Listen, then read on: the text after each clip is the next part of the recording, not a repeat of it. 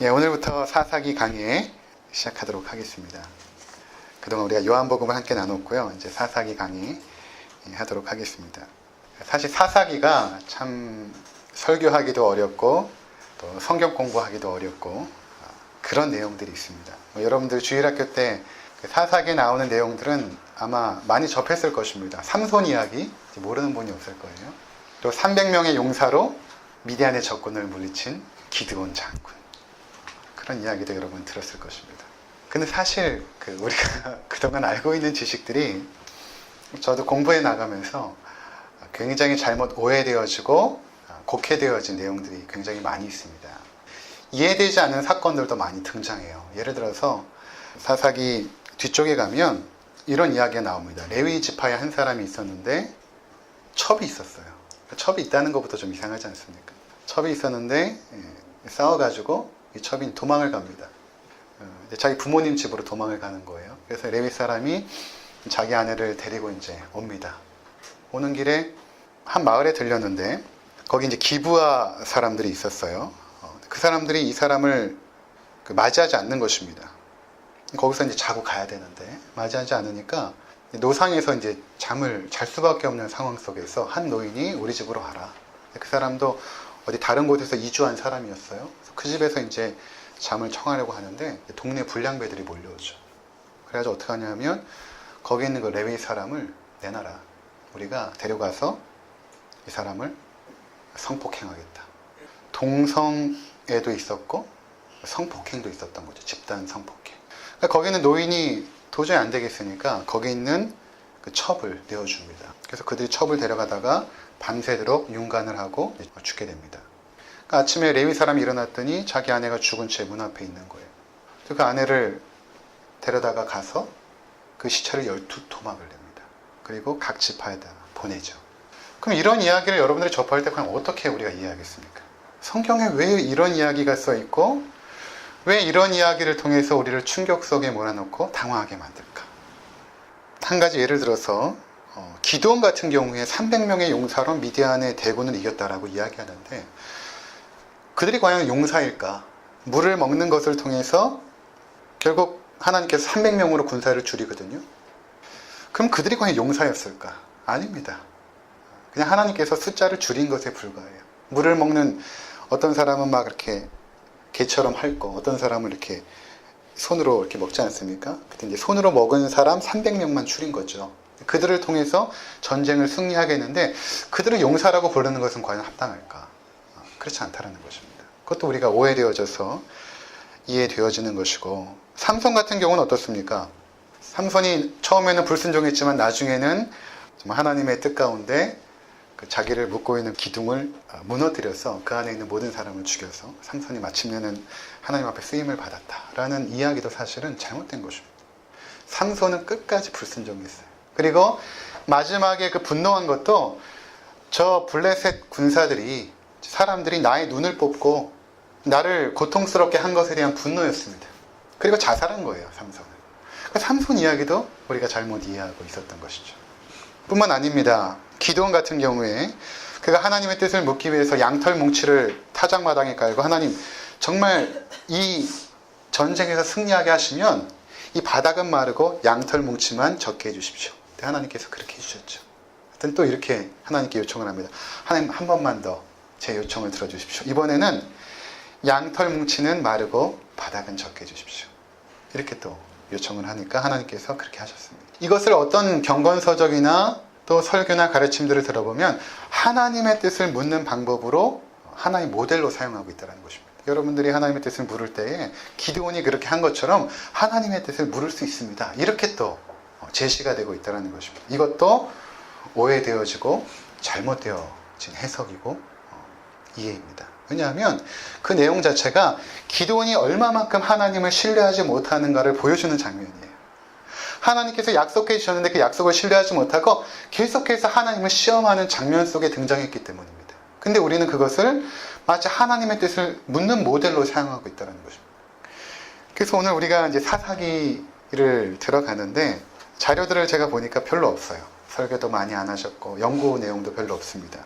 제가 뉴질랜드에 사역을 할 때 사사기를 한번 설교한 적이 있어요. 그때 저도 은혜를 받고 성도님들도 은혜를 받아서 다시 한번 이것을 우리 성도님들과 함께 나눠야겠다라는 마음으로 이제 오늘부터 시작하게 되었습니다. 어떨 때는 큰 힘과 위로도 주지만 어떨 때는 날카롭게 하나님께서 우리의 죄악상을 들춰내기도 하십니다. 그래서 과연 하나님께서 사사기를 통해서 우리 가운데 어떤 말씀을 하실까에 대한 부분들을 여러분들이 기대하시고 들으셨으면 좋을 것 같습니다. 먼저 사사기의 배경이 이렇습니다. 이스라엘 백성들이 출애굽하여서 광야의 40년 여정을 마치고 이제 가나안 땅에 들어가지 않습니까? 가나안 땅에 들어갔는데 모세의 뒤를 이어서 여호수아가 지도자가 되어서 그 땅을 점령을 하죠. 가나안 땅을. 그리고 그곳에 12지파가 이제 거하게 되는데 그들을 다 내어 쫓은 것은 아닙니다. 그래서 여호수아가 죽고 난 이후에 이스라엘 백성들이 그 땅을 계속해서 전쟁하여서 하나님의 나라로 삼는 이런 전쟁을 계속 하게 되는 것입니다. 근데 여호수아가 죽고 나서 마땅한 지도자가 없는 상황 속에서 사무엘이 지도자로 등극할 때까지 왕이 없었던 그 시대에 과연 하나님의 백성들이 어떻게 살았는가? 그 약속의 땅에 들어가서 하나님의 백성들이 과연 어떻게 살았는가에 대한 이야기를 우리 가운데 말씀하고 있는 것입니다. 그러니까 우리도 마찬가지죠. 하나님의 백성이 되어서 하나님의 백성답게 살아야 되는 것이죠. 구원의 목적이 여러분 예수 믿고 천당 가는 것이 아닙니다. 그것은 보장되어 있는 것이고 그곳에서 과연 어떻게 우리가 살 것인가, 하나님의 백성으로서 얼마만큼 하나님이 기뻐하시는 삶을 살 것인가가 중요한 것 아니겠습니까? 이스라엘 백성들이 가나안 땅에 가서 그 안식의 땅에 들어가서 그들이 얼마만큼 하나님을 예배하고 순종하는 삶을 살게 되는가, 과연 그것에 성공했는가 아니면 실패했는가, 그리고 실패했다면 그 원인은 과연 무엇일까에 대한 부분들을 사사기는 우리 가운데 보여주고 있다는 것입니다. 보여줄 때에 여러 가지 사건들을 통해서 우리 가운데 보여준다는 것입니다.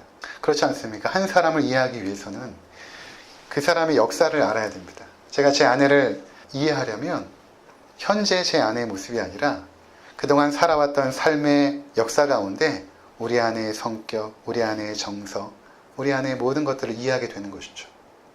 마찬가지로 하나님의 백성의 정체성을 이해하기 위해서는 역사를 알아야 되는 것입니다. 이스라엘의 역사 가운데 과연 그들이 하나님 앞에 어떻게, 그리고 그러한 상황 속에서 하나님은 어떻게 행동하셨고 어떻게 말씀하셨는가를 우리가 보려고 하는 것입니다. 이 가나안 땅에 이스라엘 백성이 들어가게 된 것은 하나님께서 아브라함에게 주신 약속이었습니다. 창세기 12장 1절에서 5절에 보면 하나님께서 아브라함에게 이렇게 말씀하시죠. 너는 너의 고향 직접 아버지의 집을 떠나 내가 내게 보여줄 땅으로 가라, 이렇게 말씀하십니다. 그리고 내가 그곳에서 너를 큰 민족을 이루고 너를 복주어 너를 창대하게 하겠다, 이렇게 말씀을 하셨던 것입니다. 그래서 아브라함이 이제 가나안 땅에 들어가게 됐죠. 자, 하나님께서 두 가지를 약속하셨는데 첫 번째로는 땅을 약속하시고 또 하나는 후손을 약속하십니다. 씨를 약속하시죠. 그러니까 하나님의 구원 계획 속에서는 무엇이 있는가 하면 이미 창세기 3장에 온 인류가 범죄했을 때 하나님은 그 타락한 인류를 향하여 한 가지를 약속하십니다. 내가 너희를 구원하겠다. 여자의 후손을 통해서 너희를 구원하겠다. 여자의 후손이 뱀, 곧 사탄의 머리를 부시게 될 것이다. 그런 그 복음의 내용을 그 타락한 아담과 하와에게 말씀하지 않습니까? 근데 그 약속이 본격적으로 역사 가운데 어떻게 시작되는가 하면 그 죄인 가운데 아브라함을 불러내시고 그에게 약속하십니다. 내가 너에게 땅을 주고 씨앗을 주겠다. 그 땅은 가나안 땅이었습니다. 그리고 내가 너의 후손을 통해서 하나님의 백성을 만들고 그 땅을 거룩하게 하여 하나님을 경배하는 예배 공동체를 만들겠다라고 이미 아브라함 때 약속하신 것입니다. 주전 2000년 전에. 그런데 창세기와 이제 출애굽기, 레위기, 민수기, 신명기를 지나면서 이 아브라함에게 하셨던 약속이 어떻게 흘러가는가를 성경은 쭉 보여주는데, 특별히 창세기에서는 아브라함이 약속을 얼마만큼 신뢰하지 못했는가, 얼마만큼 하나님의 약속을 믿지 못했는가를 계속 보여줍니다. 그래서 나중에는 보면 아브라함이 첩을 얻죠. 첩을 통해서 이스마엘이라는 아들을 낳게 됩니다. 그러니까 하나님이 다시 나타나세요. 나타나셔서 뭐라고 약속을 하시냐면 우리 한번 보도록 하겠습니다. 창세기 15장을 한번 보겠습니다. 4절 5절 우리 같이 읽도록 하겠습니다. 시작. 여호와의 말씀이 그에게 임하여 이르시되 이 사람이 내 상속자가 아니라 내 몸에서 날 자가 내 상속자가 되리라 하시고 그를 이끌고 밖으로 나가 이르시되 하늘을 우러러 무뼈를 셀 수 있는 보라. 또 그에게 이르시되 내 자손이 이와 같으리라. 하나님께서 계속 나타나셔서 그 약속을 재확인시켜 주십니다. 내가 너에게 약속하지 않았느냐? 내가 너에게 땅을 주고 가나안 땅을 주고 그리고 너의 후손이 하늘의 별처럼 많아질 것이다. 그리고 그것을 그냥 말씀만 하신 것이 아니라 그 당시에 민족과 민족 간에 이루어졌던 언약이라는 형식이 있어요. 그건 뭐냐면 어떠한 약속을 법적인 양식으로 묶어버리는 것입니다. 그러면 이 약속을 어겼을 때는 저주가 따르게 돼요. 그래서 하나님께서 어떻게 하셨냐면 아브라함에게 고기를 가져다가 쪼개가지고 양옆으로 놔라. 그렇게 하십니다. 아브라함이 이제 암 염소와 또 비둘기와 이런 것들을 가져다가 양쪽으로 놓죠. 거기 막 새들이 먹으려고 올 때도 아브라함이 다 쫓습니다. 그리고 컴컴한 밤이 되었을 때 갑자기 횃불이 그 사이를 싹 지나갑니다. 뭡니까? 하나님의 임재였죠. 하나님의 임재가 쪼갠 고기 사이로 지나갑니다. 이것은 그 당시 행했던 언약의 방식을 하나님께서 사용하셔서 내가 너에게 약속한 것을 반드시 지키겠다라는 것을 보여준 것입니다. 그 당시에 언약을 맺을 때 언약 대상자가 쪼갠 고기 사이로 지나갈 때에 그것은 무엇을 의미했냐면 만약에 이 약속을 어기면 이처럼 쪼개지리라 라는 것을 약속하는 거였거든요. 그러니까 하나님이 자기 스스로 약속하신 것입니다. 내가 이 약속을 반드시 지키겠다. 어기면 내가 쪼개져도 좋다. 하나님께서 가장 높으신 분이시기 때문에 하나님 스스로에게 약속하신 것입니다. 그 내용이 이제 뒤에 나오죠. 15장 뒤편에 나옵니다.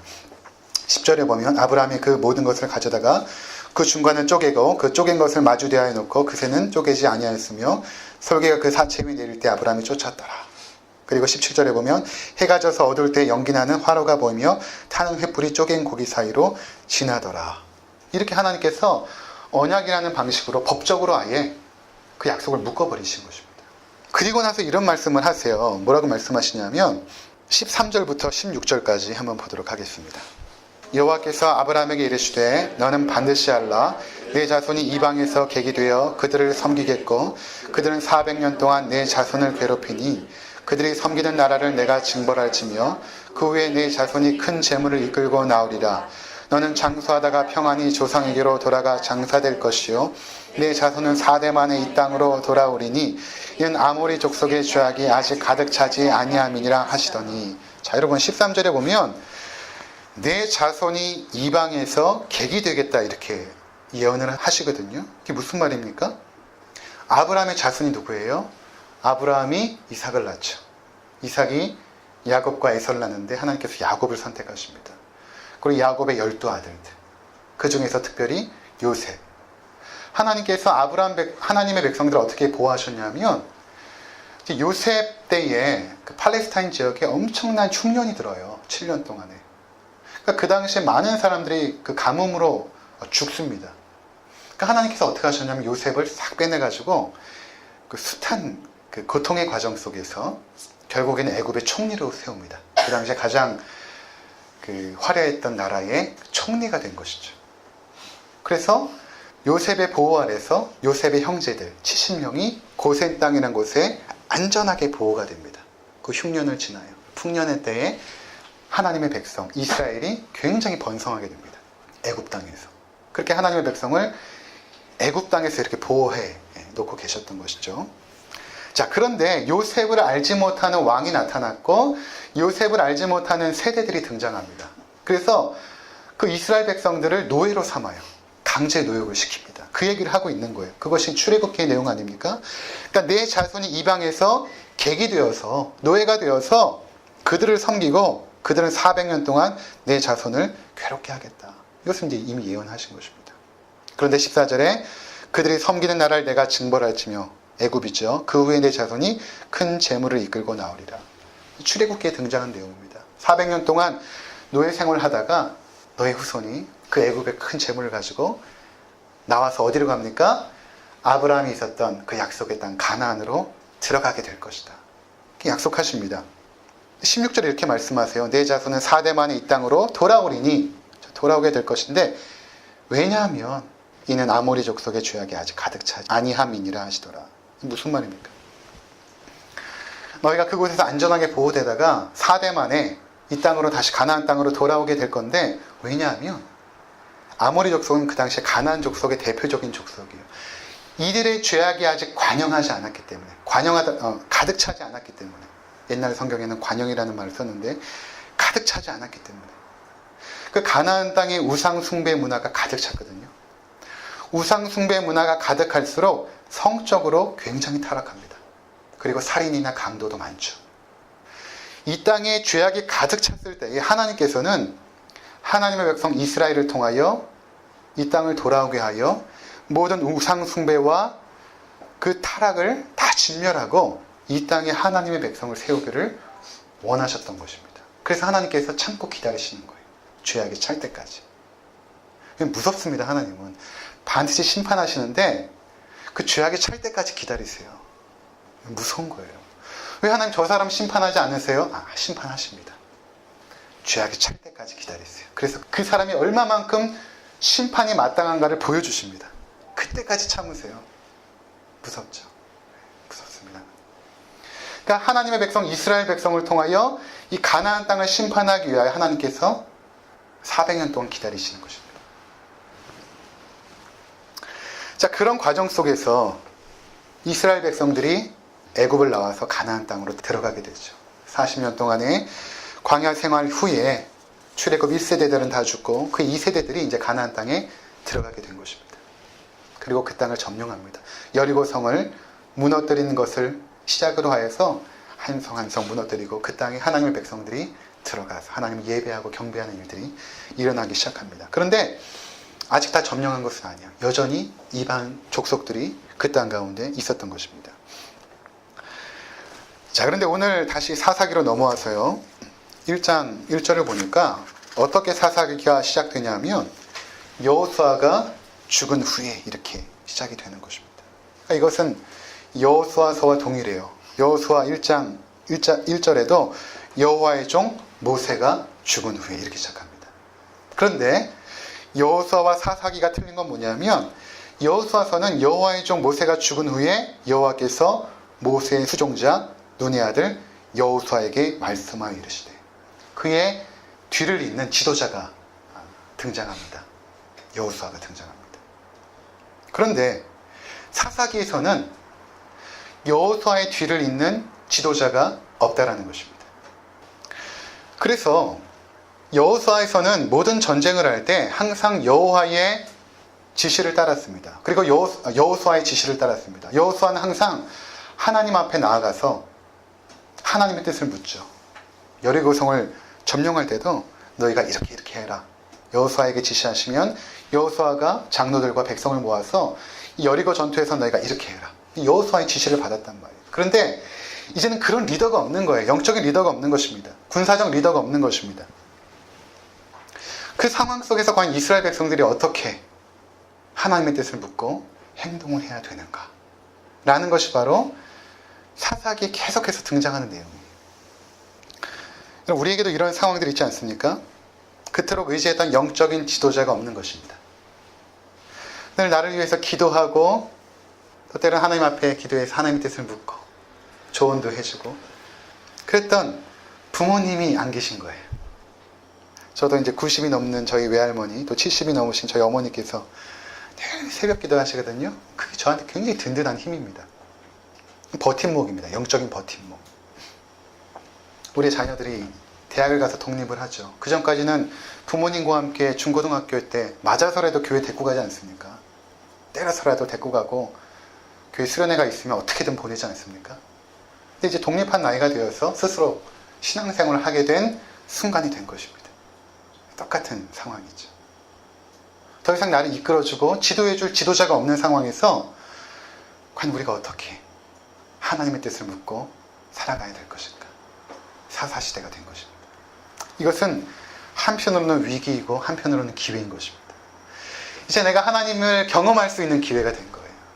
여호사를 통해서 하나님의 뜻을 묻고 순종하는 것이 아니라 내가 하나님 앞에 나아가서 기도하고 하나님 말씀을 연구하고 그분께서 주시는 그 놀라운 은혜들을 체험할 수 있는 놀라운 기회가 생긴 것입니다. 또 한편에서는 위기인 것입니다. 그러니까 이제 1절에 보니까 여호수아가 전에는 하나님 앞에 나가서 물었는데 어떻게 합니까? 이스라엘 자손이 여호와께 여쭙기 시작합니다. 기회가 시작이 된 것이죠. 우리가 하나님 앞에 우리를 지도해주고 끌어줄 영적인 지도자 없이 하나님 앞에 내가 나가서 하나님의 뜻을 묻고 그분의 말씀을 들을 수 있는 기회가 열리게 된 것입니다.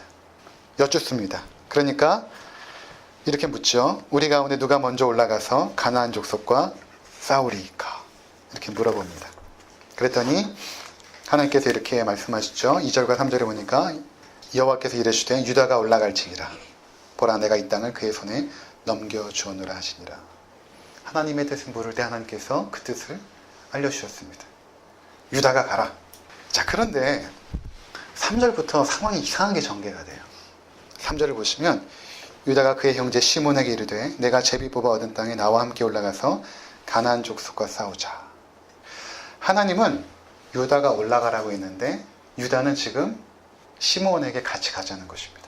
하나님은 시몬과 같이 가라고 하지 않으셨어요. 시몬 지파는 굉장히 미약한 지파였거든요. 22,000명밖에 안 되는 작은 지파였고 나중엔 유다 지파에 흡수됩니다. 근데 왜 유다 지파가 시몬에게 요청했는지 모르겠어요. 시몬은 레아에게서 낳은 동복 형제거든요. 그것 때문에 그랬는지 모르겠지만 같이 가자고 합니다. 뭔가 불길하지 않습니까? 하나님의 말씀을 온전히 순종하지 못하는 불길한 징조가 이미 사사기 1장에서부터 흘러가고 있는 것입니다. 물론 결과는 승리했습니다. 근데 이 승리는 보장이 된 승리예요. 왜냐하면 2절에 내가 이 땅을 너희에게 넘겨주었노라 약속하셨죠. 하나님은 이미 약속하시고 순종하기를 원하세요. 내가 너에게 축복하겠다. 순종해라. 약속하시고 전쟁에 내보내신 것입니다. 그러니까 이 전쟁의 결과는 이미 하나님께서 보장하신 거예요. 그러니까 유다가 강하거나 시므온이 지혜로워서가 아니라 하나님께서 그 전쟁에 이미 승리하게 해놓으신 것입니다. 중요한 것은 순종하여 싸우기만 하면 되는 것입니다. 그런데 그 순종의 과정 가운데 비록 순종은 했지만 유다가 순종은 했지만 그것은 온전한 순종이 아니었다는 것입니다. 완전히 순종하지 않았어요. 왜 그들이 온전히 순종하지 않았을까? 그 원인을 우리가 여기서만 일단 살펴보면 이런 이유가 있을 것입니다. 4절에서 7절에 보면 이제 유다가 올라가서 가나안 족속과 브리스 족속을 그들의 손에 넘겨주시니 여호와께서 넘겨주시니 그렇죠? 하나님께서 승리하게 하신 거예요. 그들이 잘 싸워서가 아니라 그들이 베색에서 10,000명을 죽이고 또 베색에서 아도니 베색을 만나. 아돈이라는 뜻은 주라는 뜻입니다. 그 고울의 주. 그러니까 베색의 어떤 왕이겠죠. 아도니 베색을 만나 그와 싸워서 가나안 족속과 브리스 족속을 죽이니 아도니 베색이 도망하는지라 그를 쫓아가서 잡아 그의 엄지손가락과 엄지발가락을 잘랐다고 합니다. 그를 쫓아가서 엄지손가락과 엄지발가락을 잘랐다는 것은 더 이상 무기를 쓸 수 없는 존재로. 그렇죠? 엄지손가락이 없으면 무기를 잡을 수 없고 엄지발가락이 없으면 거동을 할 수가 없죠. 이것은 고대의 전쟁 상황에서 적군을 잡았을 때 그들에게 끔찍한 형벌을 가하는 하나의 방법이었어요. 그런데 하나님은 너희가 전쟁에서 진멸하라고 했지 잡아서 그를 살려두거나 그를 고문하지 말 것을 말씀하셨거든요. 이것은 이방인들이 행하는 전쟁의 풍습이었습니다. 근데 이스라엘 백성들이 이방인들이 행하는 전쟁의 풍속을 지금 사용하고 있는 것입니다. 이미 뭔가 타협되어졌고 뭔가 물든 것입니다. 그러니 그들이 하나님의 음성을 듣고도 온전히 순종하지 않는 것이죠. 이것을 굉장히 가볍게 여기는 것입니다. 우리가 출전할 때 시므온 족속과 함께 가는 게 그리 큰 문제가 될까? 아주 가볍게 생각하는 것입니다. 물론 하나님께서 승리를 주셨지만 사사기가 진행될 때에 이스라엘 민족 가운데 임한 하나님의 심판이 얼마나 끔찍한가를 보여주십니다. 이것은 하나님이 심판한 것도 아니에요. 스스로 자청한 심판입니다. 그들이 얼마만큼 타락할 수 있는가. 아까 말씀드렸잖아요. 동성애와 집단 성폭행과 토막살인과 하나님 백성 가운데 일어난 이러한 끔찍한 일들. 이것이 어디서부터 시작되었는가? 하나님의 말씀을 우습게 여기고 쉽게 생각하고 순종하는 것에 대한 두려움이 없는 것입니다. 하나님의 말씀임에도 불구하고. 그것이 이미 사사기 1장의 서론에서부터 전개가 되고 있는 거예요. 오늘 여러분 어떻습니까? 이 땅의 교회 안에 들어온 세상의 가치관과 삶의 방식들 쉽게 생각하죠. 한번 이거 하는 거 어때? 교회가 불법 계약을 하죠. 다 하는데 뭐 어때? 세상이 다 하는데. 이중장부를 씁니다. 뭐 다 하는데 세상에. 쉽게 생각하는 것입니다. 그렇게 한 번, 두 번 타협된 것들이 얼마만큼 하나님 백성들을 오염시키고 물들게 할 수 있는가. 여러분 자신들은 어떻습니까? 여러분의 삶 안에 들어온 세상의 삶의 방식들 있잖아요. 없습니까? 있습니다. 쉽게 생각하죠. 우리 자녀들 하나님 앞에 예배하는 것보다 좋은 대학 가는 것이 더 중요하다고 생각하죠. 세상 사람들과 얘기하는 것이 똑같아요. 관심거리도 똑같아요. 너무 쉽게 받아들입니다. 고민하지 않고. 내 자신에게 절반의 순종은 없는지 물어봐야 됩니다. 왜 나는 온전히 순종하고 있지 못하는지. 온전히 순종하지 못한 이유는 간단해요. 하나님 말씀을 우습게 생각한 것입니다. 사실 이 모든 것은 내 안에 이미 은밀히 들어온 세상적 가치관 때문에 그래요. 그리고 세상의 삶의 방식 때문에 그런 것입니다. 이것을 우리가 사사기가 진행되면서 하나님께서 다 밝혀내실 거예요. 우리 안에 있는 더러운 죄악들을 다 밝혀내실 것입니다. 그럼 얼마만큼 너희가 가능성이 없는 존재인지 깨닫게 하실 거예요. 그리고 오직 우리가 붙잡을 분은 우리 주 예수 그리스도 한 분임을 깨닫게 할 것입니다. 사사기는 그때 왕이 없었으므로 사람들이 각자 소견에 옳은 대로 행하였더라. 이 구절이 계속 반복돼요. 왜 왕이 없습니까? 예수 그리스도가 우리 왕이신데. 근데 우리는 그리스도를 왕으로 대접하지 않죠. 내가 내 삶의 왕이 되어서 스스로 생각하고 판단하고 결정하지 않습니까? 우리가 사사기를 보면서 때로 하나님께서 칼날처럼 우리의 어두운 부분들을 드러내실 것입니다. 그리고 우리를 거룩하게 만드실 거예요. 조금씩. 여러분들도 돌아가셔서 사사기를 읽으시면서 하나님께서 과연 무엇을 우리에게 말씀하시는지, 그리고 이것이 이제 1년 동안 진행이 될 것인데 이 말씀을 통해서 내 자신 안에 하나님께서 이루고자 하시는 그 약속의 땅에서의 샬롬, 그 평안, 그것을 여러분들이 쟁취할 수 있는 믿음 가운데 서시는 우리 모두가 되시기를 주의 이름으로 축원을 드립니다.